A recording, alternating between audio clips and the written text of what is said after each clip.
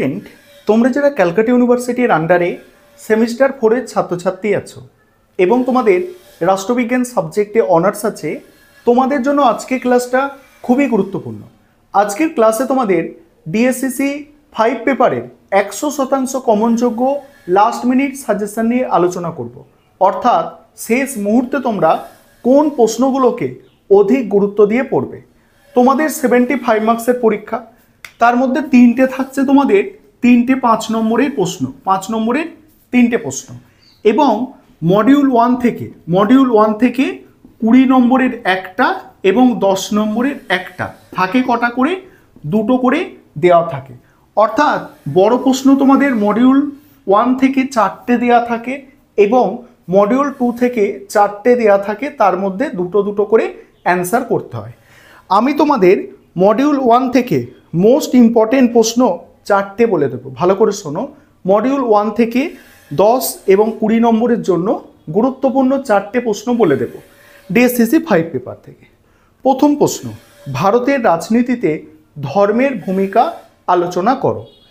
দ্বিতীয় প্রশ্ন, ভারতের রাজনীতিতে জাতপাতের ভূমিকা আলোচনা করো। 3 নম্বর প্রশ্ন, ভারতের রাজনীতিতে আঞ্চলিকতাবাদের প্রভাব ও উদ্ভবের কারণ আলোচনা করো। 4 নম্বর প্রশ্ন, ভারতের রাজনীতিতে জাতিগোষ্ঠী ও জাতিগত আন্দোলনের প্রভাব বিশ্লেষণ করো। আর একটি প্রশ্ন এক্সট্রা তোমাদের বলছি এখান থেকে, মডিউল 1 থেকে, সেটা হচ্ছে আধুনিক ভারতের রাজনীতিতে উপজাতি বা ট্রাইবদের ভূমিকা ও রাজনৈতিক চেতনার বিকাশ আলোচনা করো। অর্থাৎ এখানে তোমাদের আমি মোট মডিউল 1 থেকে 5টি প্রশ্ন করতে বললাম 10 এবং 20 নম্বরের জন্য। অন্যান্য প্রশ্ন তোমরা যেগুলো পড়েছো সেগুলো একটু দেখে নেবে, তবে এই যে প্রশ্নগুলো আমি বললাম এই প্রশ্নগুলো অধিক গুরুত্ব দিয়ে তোমরা পরীক্ষার আগের মুহূর্তে দেখে যাও, আশা করি উপকৃত হবে।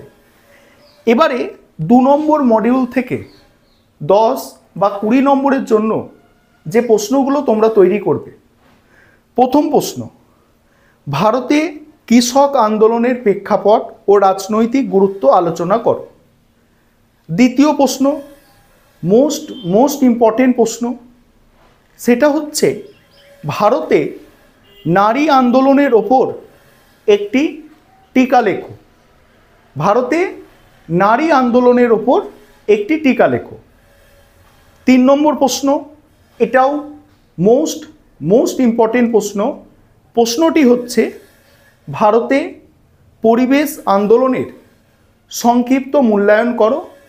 এখানে তোমাদের ওই চিপকো আন্দোলন, সাইলেন্ট ভ্যালি আন্দোলন, এই আন্দোলনগুলো দিতে হবে এবং এই যে আন্দোলন, এই চিপকো আন্দোলন, সাইলেন্ট ভ্যালি আন্দোলন, এগুলো কিন্তু 5 নম্বরেরও প্রশ্ন দিতে পারে পরীক্ষায়। পরের প্রশ্ন মডিউল 2 থেকে, ভারতের মানবাধিকার আন্দোলনের মূল বৈশিষ্ট্য ও তাৎপর্য অর্থাৎ গুরুত্ব আলোচনা করো। পরের প্রশ্ন, ভারতে নয়া সামাজিক আন্দোলনের চরিত্র ও বৈশিষ্ট্য আলোচনা করো। কি বললাম? ভারতে নয়া সামাজিক আন্দোলনের চরিত্র ও বৈশিষ্ট্য আলোচনা করো। আরেকটি প্রশ্ন এখান থেকে দেখে যাবে 10 এবং 20 নম্বরের জন্য, সেটি হচ্ছে 3টি প্রজন্মের মানবাধিকার বলতে কি বোঝো।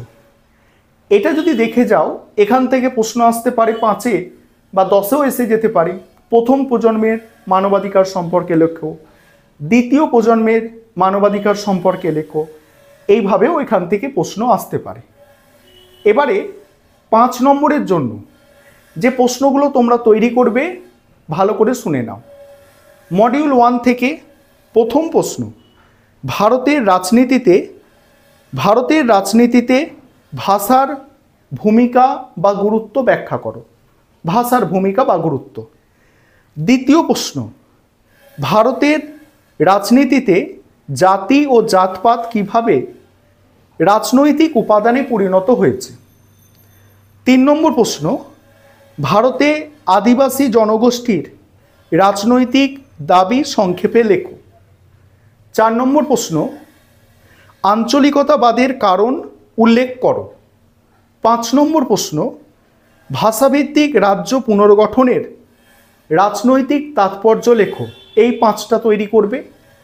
এবং আরেকটি প্রশ্ন তোমরা মডিউল 1 থেকে দেখতে পারো, সেটা আমি বড় প্রশ্ন আকারে বলেছি যে ভারতের রাজনীতিতে ধর্মের ভূমিকা। এটা গেল মডিউল 1 থেকে 5 নম্বরের প্রশ্ন। এবার মডিউল 2 থেকে 5 নম্বরের জন্য যে প্রশ্নগুলো তোমরা তৈরি করবে শোনো। প্রথম প্রশ্ন, ভারতে মানবাধিকার আন্দোলনের ওপর একটি টিকা লেখো। পরের প্রশ্ন, নয়া সামাজিক আন্দোলনের বৈশিষ্ট্য লেখো। পরের প্রশ্ন, ভারতে নারীবাদী আন্দোলনের প্রকৃতি 1970-এর দশক থেকে কিভাবে পরিবর্তিত হয়েছে। তারপরের প্রশ্ন, চিপকো আন্দোলন ও তার তাৎপর্য লেখো। অর্থাৎ চিপকো আন্দোলন টিকা আসতে পারে। নেক্সট, লিঙ্গ ও সেক্সের মধ্যে পার্থক্য। এবং আরেকটি প্রশ্ন দেখবে, ভারতে নারী আন্দোলনের সামাজিক পরিবর্তন নিয়ে সংক্ষিপ্ত আলোচনা।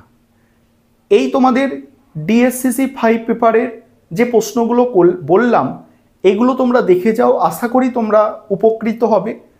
এবং তোমাদের নতুন সিলেবাস, তাই একদম মানে নিখুঁতভাবে আর কি আমার পক্ষে বলা সম্ভব হচ্ছে না। যেভাবে আমি সিবিসিএস সিলেবাসের সময় বলেছি যে এই দুটো প্রশ্ন করো, এই দুটো প্রশ্ন আসবে, কিন্তু তোমরা তো নতুন পরীক্ষা দিচ্ছ এই সিলেবাসে, তাই তোমাদের একটু বেশি পড়তে হবে।